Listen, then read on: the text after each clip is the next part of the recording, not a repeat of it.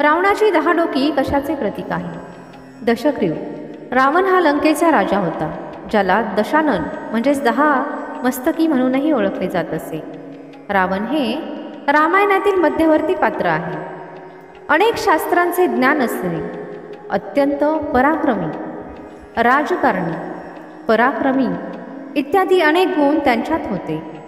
रावणाला 10 डोके आणि 20 हात असलेला राक्षसांचा राजा म्हणून चित्रित केले आहे आणि म्हणूनच त्याला दशमुख, दशग्रीव असे नाव देण्यात आले आहे. रावणाची 10 डोकी 6 शास्त्रे आणि 4 वेदांचे प्रतिनिधित्व करतात, ज्यामुळे तो एक महान विद्वान आणि त्याच्या काळातील सर्वात ज्ञानी माणूस होता असे म्हटले जाते. 65 प्रकारचे ज्ञान आणि शस्त्रास्त्रांचा सर्व कलांचे ते स्वामी होते. रावणाविषयी वेगवेगळ्या कथा प्रचलित आहेत. वाल्मिकी रामायणानुसार रावणाचा जन्म 10 डोके, मोठा दाढा, तांब्यासारखे ओठ आणि 20 हातांनी झाला होता. तो कोळशासारखा काळा होता आणि त्याच्या 10 ग्रीवांमुळे त्याच्या वडिलांनी त्याचे नाव दशग्रीव ठेवले होते. त्यामुळे रावण दशनान नावाने प्रसिद्ध झाला. चला जाणून घेऊया रावणाची 10 डोकी कशाचे प्रतीक आहे. तुम्हाला माहीत आहे का की रावणाने ब्रह्मदेवांची अनेक वर्ष तीव्र तपश्चर्या केली होती. त्याच्या तपश्चर्येदरम्यान रावणाने ब्रह्मदेवाला प्रसन्न करण्यासाठी त्याचे 10 वेळा शिर कापले. प्रत्येक वेळी जेव्हा त्याने आपले डोके कापले तेव्हा नवीन डोके दिसायचे. अशा प्रकारे तो आपली तपश्चर्या चालू ठेवू शकला.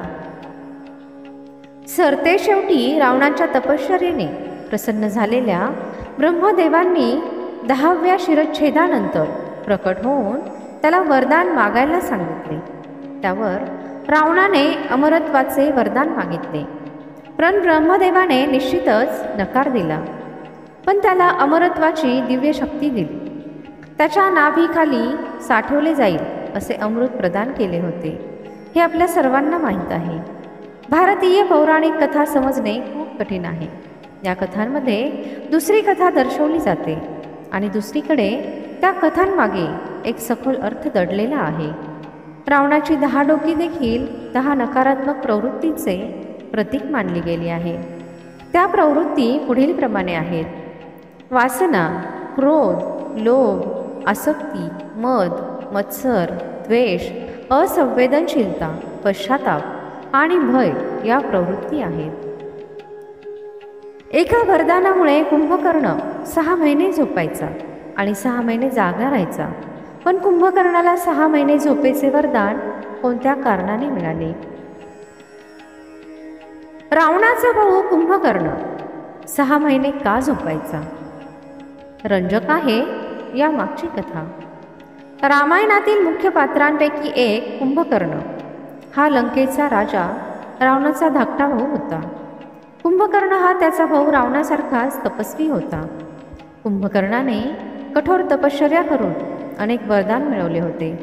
एका वरदानामुळे कुंभकर्ण 6 महिने झोपायचा आणि 6 महिने जागा राहायचा. पण कुंभकर्णाला 6 महिने झोपेचे वरदान कोणत्या कारणाने मिळाले हे फार कमी लोकांना माहीत आहे. कुंभकर्ण 6 महिने झोपला यामागे अनेक पौराणिक कथा प्रचलित आहेत. त्यापैकी 2 मुख्य कथा आहेत. त्याबद्दल जाणून घेऊया. पहिली कथा. पौराणिक कथेनुसार कुंभकर्ण हा त्याचा भाऊ रावण आणि विभीषण यांच्यासारखाच कठोर तपस्वी होता. एकदा रावण आपला भाऊ विभीषण आणि कुंभकर्ण यांच्यासोबत तपश्चर्या करत होता. तिघांच्या तपश्चर्येने प्रसन्न होऊन ब्रह्मदेव त्याच्याजवळ पोहोचले आणि त्यांना वरदान मागायला सांगितले. तेव्हा रावण आणि विभीषण यांनी वरदान मागितले आणि ब्रह्मदेवांनी त्यांना वरदान दिले. यानंतर ब्रह्मदेव कुंभकर्णाजवळ पोहोचले, पण कुंभकर्णाला पाहून ब्रह्मदेव काळजीत पडले. खरे तर कुंभकर्ण इतका जेवायचा की ते पाहून ब्रह्मदेवही काळजीत पडले. तेव्हा ब्रह्मदेवांनी कुंभकर्णाची दिशाभूल केली. त्यामुळे कुंभकर्णाने 6 महिने झोपेचे वरदान मागितले आणि ब्रह्मदेवांनी प्रसन्न होऊन वरदान दिले. दुसरी कथा. दुसऱ्या आख्यायिकेनुसार भगवान इंद्र कुंभकर्णाचा खूप हेवा करत होते, कारण कुंभकर्ण ब्रह्मदेवांकडून इंद्रासन मागू शकतो अशी भीती त्यांना वाटत होती. अशा स्थितीत कुंभकर्ण ब्रह्मदेवांकडे वरदान मागत असताना इंद्रदेवांनी कुंभकर्णाचा भ्रमनिरास केला. त्यामुळे कुंभकर्णाने इंद्रासनाऐवजी निद्रासन मागितल्याचे सांगितले जाते. यामुळे कुंभकर्ण 6 महिने झोपायचा आणि 6 महिने जागा राहायचा. मला आशा आहे की तुम्हाला ही कथा नक्की आवडली असेल. व्हिडिओ आवडला असेल तर व्हिडिओला एक लाईक आणि सबस्क्राईब नक्की करा आणि कमेंटमध्ये जय श्रीराम नक्की लिहा.